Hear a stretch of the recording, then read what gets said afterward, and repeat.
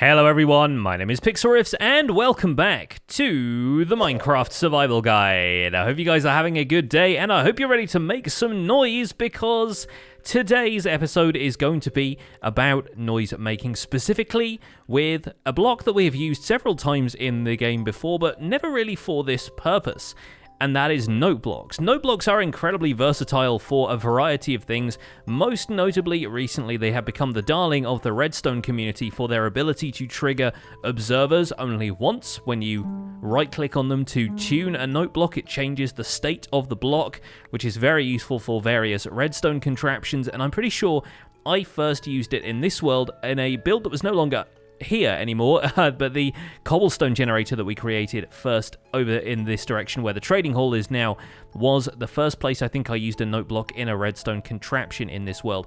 I also find them really nice for building with. The texture is actually quite unique. Only the jukebox has a similar texture, and the jukebox just has a slot on the top of it for the music discs to go in, but is basically the same texture on the sides. But I kind of like it. For medieval building especially, it makes a really great accent block, and you'll notice in the micro build that we did in yesterday's video, I actually used a few note blocks around the top part of some of the wooden pillars just to create a join between the pillars and the upper part of the structure. But today we're going to be using note blocks for their intended purpose, and that is for making music. In this shulker box here, we have a variety of materials, and you might be asking yourself, what is the common theme here? The common theme is that each of these changes what a note block sounds like. It changes the instrument that a note block plays, with the exception of the grass block, which I'm bringing with me basically as a default any other block, because I've been looking through the Minecraft wiki to make sure I've got some comprehensive information for you guys, that we're not missing anything out, and there is a list there of all the different instruments that can be played using note blocks and a combination of these blocks. So I'll grab the shulker box, we will head out over here, and I think we'll find a nice open space somewhere. Maybe not here. Maybe we'll go all the way onto the other side of the mountain past where the end crystal is, and we'll come down on this grassy flat plain over here, because I feel like we need a little bit of room to work here. We've got a lot of stuff to lay out. We're going to go through the instruments and stuff first. We're going to go through how to tune note blocks and what exactly tuning them does, what notes you can create with the various note blocks, and then hopefully by the end of the episode I'll have been able to compose something using note blocks and redstone, because note blocks can be activated by redstone. Of course, we've seen that throughout the series already, but you can activate a series of note blocks in order if you want them to play a tune, and I think that's going to be a decent goal for today's episode. So with that stuff cleared out of the way, let's take out each of these blocks and pop them down, and we should be able to demonstrate the wide array of instruments available to us. So here we go, we've got all of these blocks laid out in a long line. We're going to be placing a note block over the top of each one, because this is how you change the sound a note block makes. You simply put another block below it, or you put it on top of another block. And one thing you do need to remember about note blocks is that if they have anything on top of them, say for example that we place a scaffolding block on there, we're no longer going to be able to play the note block. I believe we can still tune the note block. You'll see over there on the targeted block data on the right-hand side, the note is still changing in value between 0 and 24 when I right-click on this. So we can tune it without hearing it, but we're not going to be able to hear it until we take that block off the top, and then we can play it again. And that's that's an interesting sound. We will come back to that one in a moment. So now we've got all of these materials laid out, let's go down the line and test each one of them. So right here we have a note block on top of wood, and this is basically anything in the wood family. It can be something that you've crafted out of wood, like, for example, a chest or a pressure plate. I brought a pressure plate over so I could make this example, right? This is going to give you a bass sound effect, although right now, yeah, it's tuned pretty high, but yeah, if I hit that a couple of times, that is a bass sound effect, and this note block here will also make a bass sound effect over the top of that wooden pressure plate. Likewise, if I put one here over a chest, like so, bass guitar again, and, well, bass, technically, upright bass, but not necessarily a guitar. But then if I place that on the ground, that is doing the harp sound effect. It's listed as harp or piano. I kind of think of it as harp sounding. So basically anything you make out of wood, whether it's pressure plates, chests, planks, slabs, stairs, or just the full logs, will always produce this bass sound effect. Moving along, we have the sand, gravel, and concrete powder family, which includes stuff like red sand and all of the different varieties of concrete powder.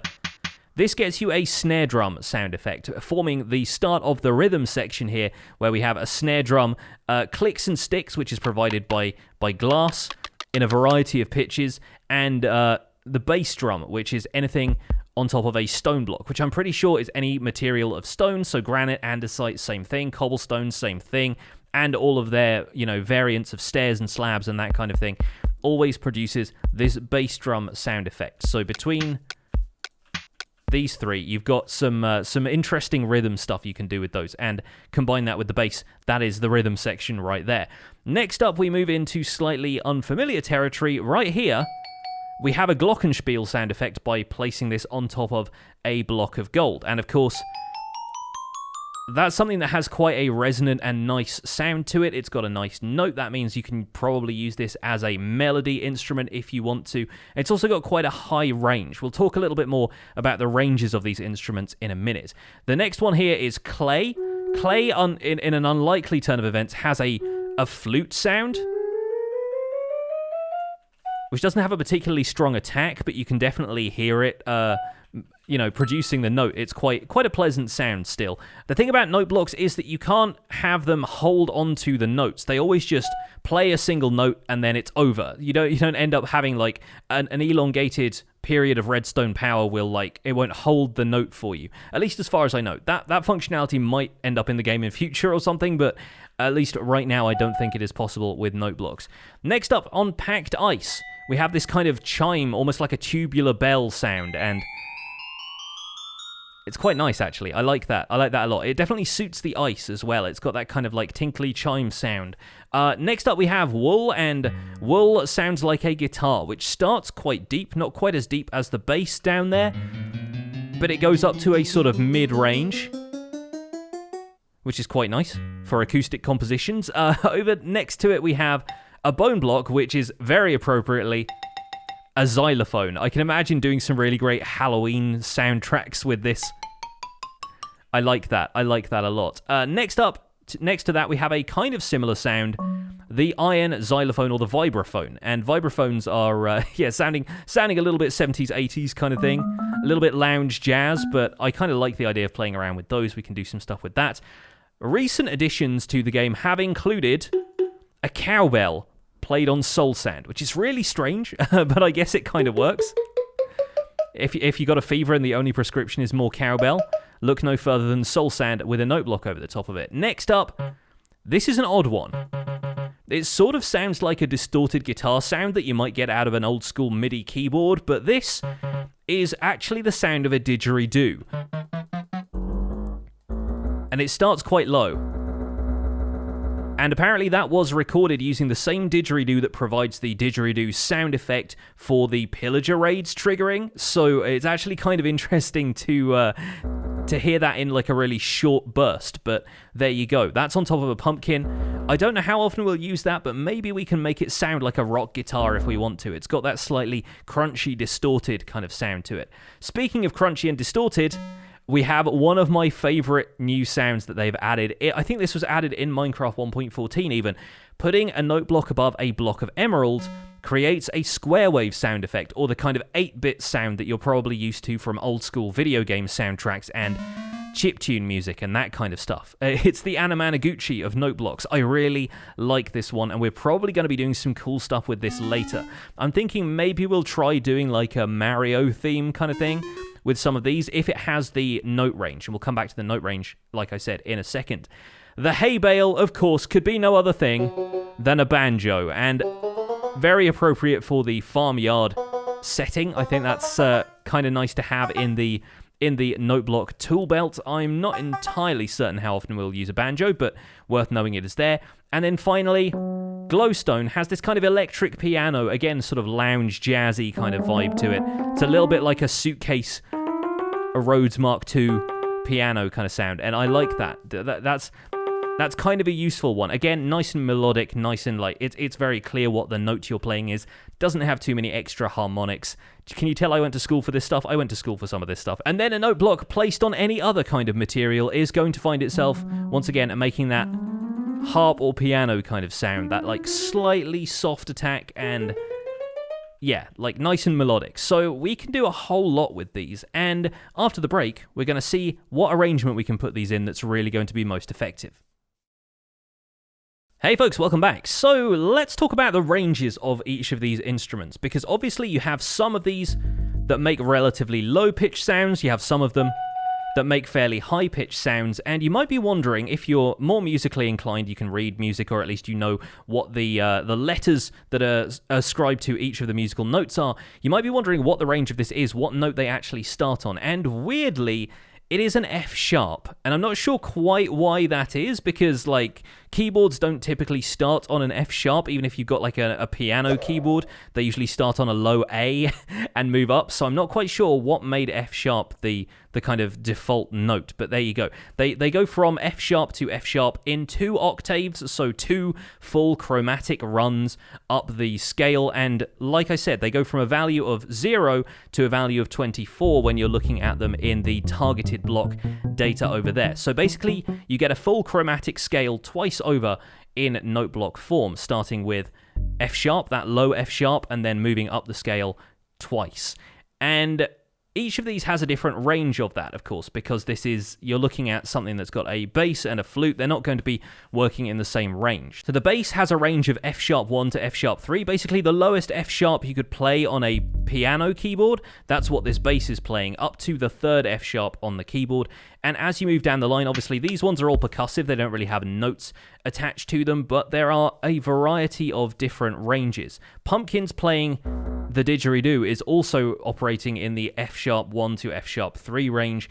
All of these over here are basically F sharp 3 to F sharp 5, so they are kind of like, they start where the Didgeridoo ends. So like, if I tune this one to the top note it can manage, that note there, that's where this one starts, basically. So this one, that's actually an octave different right now, because it's on, yeah, about halfway up. If I tune that to its starting note like that, those are now the same note, and then this one does 2 octaves from F sharp 3 to F sharp 5, as does the banjo, as does the glowstone, and the harp sits in that middle range as well. If you want to work with the high mid range, the cowbell is actually tuned from F sharp 4 to F sharp 6, and then I think, yeah, the clay doing the flute is F sharp 4 to F sharp 6 as well.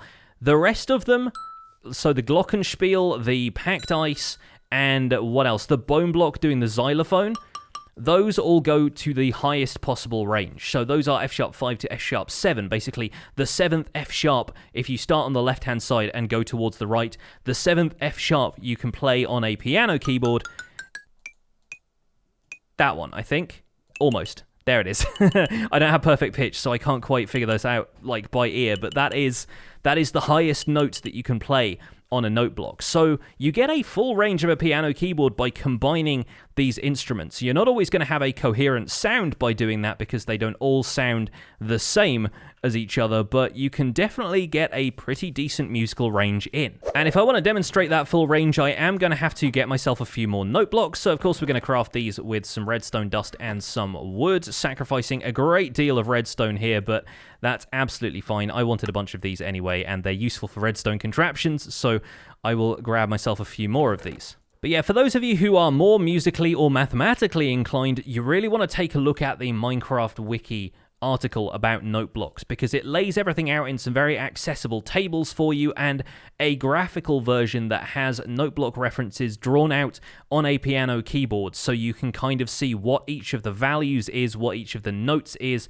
and the range that they can play in. So if you wanted to work out some sort of note block composition on a keyboard before you input it into the game, you could very easily tune each of those note blocks based on where the note was on a piano keyboard. There are even probably virtual keyboards that you could use through free software, like GarageBand, if you have a Mac or something like that, will have basically a built-in keyboard kind of thing. But let's grab a few... Oh, I should probably bring myself some wood over here as well, shouldn't I? I tell you what, let's also get on this train early and make ourselves a bunch of repeaters, because we will no doubt need a bunch of them if we're going to make some sort of note block composition by the end of this video. So let's make a few of those. 32 should do for now. And having broken all of that wood down into planks, we're going to lay 48 of them out in a row here to demonstrate the full chromatic range of the base note block. And then we could loop back around and do the same thing on the grass, coming back the other way to demonstrate the full range of the harp. So yeah, we can probably do both of those. We will need a little bit of space for this right now, though, because each of the note blocks needs to be powered in turn. Oh, there's a tree here. We should probably get rid of that. So we're going to start with a note block here. We're going to activate with a button or a lever or some kind of redstone input, and we're going to need to leave a space between each of these and place them like on alternating blocks, because we will need to place redstone repeaters between each of them to space out the notes. For a start, we don't want to play all of them at once, but also running redstone dust into each of them is going to be a little bit tricky, but having them run in sequence is as simple as separating them with a simple redstone repeater. And repeaters also allow you to control the delay between notes, which means you can actually start to insert rhythm into a long string of note blocks like this, and that should just about do. So we're going to go through, we're going to place repeaters going between each one of those, so it's going to carry the redstone signal down the line once we activate it at the other end here. And now the most time-consuming part of any major note block project is we have to tune the note blocks, and at this point having the debug information is kind of handy so you can see whether or not you've messed up. So we want to tune that one once, we want to tune that one twice, that one 3 times, that one 4 times. We're going for the full chromatic scale, so we need 5 there, 6 there, 7 there, and so on down the line. And now for the full chromatic scale as played on the bass note block. There we go, and we basically heard every note that we had there, but unfortunately the range of note blocks is kind of limited. You will actually need to be standing fairly close to a note block in order to hear it. According to the Minecraft wiki, notes can be heard up to 48 blocks away, but the volume of a note block does decrease the further the player gets away from it. So we kind of have to chase the note down the line to make sure that we are hearing the last one over here. And yes, I realized I'd only placed 23 and I ran out of wood at the end here, so I decided to just put that on a pressure plate. But hey, it worked. And as I was saying, adjusting the delay in between each of these notes is what can change the rhythm of the song. So for example, we can add an extra tick of delay between those, and we'll have a little bit more space between each note as it is played, and then it will continue at speed as it goes further down the line. There you go. So those first 4 notes there, oh yeah, we've added a couple of piano notes to the scale at the end there as well. Those first 4 notes were slowed down a little bit. We can slow them down even further if we want to, like so. Okay, I think that was a bit of a lag spike. I think that was a bit of a weird example there. Did not expect that to play such a glissando the way it did. Here we go. There we go. Unfortunately, a little bit of lag can change the sound of your note block compositions a little bit, but hopefully that's a problem that will be resolved once performance issues improve in the next version of the game. So with this setup the way it is right now, we are limited to only 4 ticks worth of delay, but of course we can space the notes out if we want to and add even more delay between them. This is going to break the rest of the circuit here, but of course now we have 8 ticks of delay between this note block and this note block. There we go, and it powered that one, so it actually played both of them at once, which created a little bit of a discord there. But if we...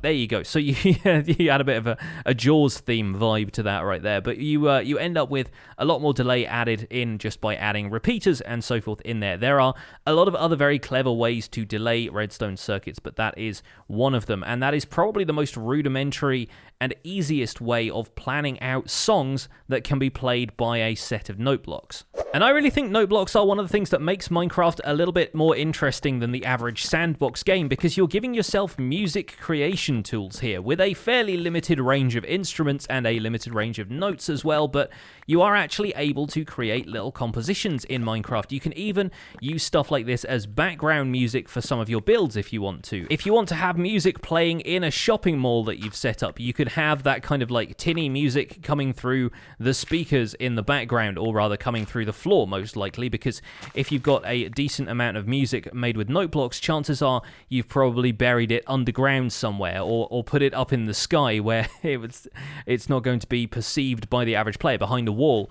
or something like that. But either way, you're going to be able to have some music playing in the background. You can have elevator music, you can have theme songs for you as you walk through the door and trigger a tripwire or something like that. You can have something effectively play a fanfare to welcome you home. And it is super fun to play around with note blocks, even if all you want to do is make beats all day like this. So I'm going to set up a few note blocks around here. I'm probably going to use some more of those emerald blocks because I really like that 8-bit square wave sound, and I'm going to see if I can compose something, and I'll be right back. Okay, I think we have something pretty special here. So this is a little bit thrown together, and it's only the first couple of bars of the song, but I have put together, for a start, a little tiny drum machine over here that's going to be keeping rhythm for us, and then this loop of note blocks around here, which I've arranged quite close to me just so I can hear them all and it doesn't fade out into the distance, is the first few bars of the Super Mario theme, the old school one, because all of these underneath here are now emerald blocks, and those are providing that lovely 8-bit chiptune kind of sounding tone to them. So let's start the clock over here, starting with this one here, which is the bass drum, like so, and we've got bass drum, click, snare, click, like that, just to keep us in rhythm like this. And it's pretty slow, but this is the beat we're working with. And I'm going to take this button off, put it on here, and then I'm going to replace a repeater. We could automate a few more aspects of this, and we could have it all start with a single pull of the lever, but I didn't really account for that in this temporary setup. But if I time the button press right here, it's going to be pretty special. Here we go. Waiting for the beat.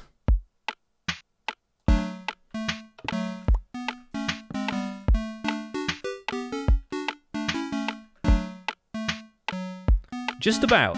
I think we just about managed that. The timing is a little bit tricky here and there, but once we put that second repeater in, it loops around a little bit. There's some odd triplets in this one. It's kind of difficult to play by ear, but I didn't take any sheet music or anything for this. I just decided to try and write the entire thing by ear. I might not have gotten all of the harmonies correct, but I kind of like this. It's got a... It's got a bit of a beat to it. I think, yeah, the timing over here is a little bit janky, but for the most part, this is pretty good. And you can do some cool stuff with that. Obviously, we could, like, add in a bass note here and there. If I grab some wooden planks, or maybe even if I place a note block on top of a note block.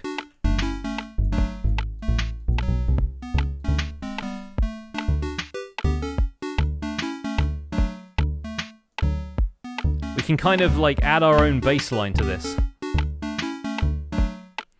And of course you can play along manually, you can automate some stuff like that, and you can have it all hooked up to redstone clocks like this so the bars repeat over and over again. And while that's obviously kind of cool to listen to for a little while, I have a feeling it might get a little bit repetitive after a while, so we're going to shut that off. But this is just a fraction of what can be done with note blocks, and you'll find that a lot of people like to assemble their note block compositions in creative mode because it's easier to get lots of easy access to the materials. But if you wanted to make a chiptune sort of tune like this, if you wanted to do something like that, a tribute to some video game music, then blocks of emerald are pretty easy to come by if you have a trading hall setup like the one I have right now. If you're getting single emeralds for single resources, then you should be able to gather a ton of emerald blocks in no time, and you'll have free reign to make little electronic compositions like this one. And you can do a lot more with the percussion as well. You can maybe use some of those didgeridoo blasts and bass to provide a neat little bass line to it. It would be super cool to hear some of the stuff that you guys have come up with. And there are some people who like to set these things up so that there's a minecart track following the notes around, or even triggering them using detector rails, so you're always right next to the note blocks when they go off. Of course, that relies on timing everything using the travel speed of a minecart, which is another whole ball game in and of itself, but the options for powering these things are kind of limitless. As long as like you've got redstone stuff on your side, you can do a whole lot with note blocks. So I hope this little crash course has been interesting for some of you and entertaining to the rest of you. I hope you've learned a little bit about note blocks today And once again, I do recommend checking out the Minecraft wiki page about note blocks, because there is some really great information there, and if you know anything at all about reading music or music theory, you're going to be ahead of the game in no time. So thank you so much for watching this episode of the Minecraft Survival Guide. My name has been Pixlriffs. Don't forget to leave a like on this episode if you've enjoyed it, subscribe if you want to see more, and I'll see you guys soon. Take care. Bye for now.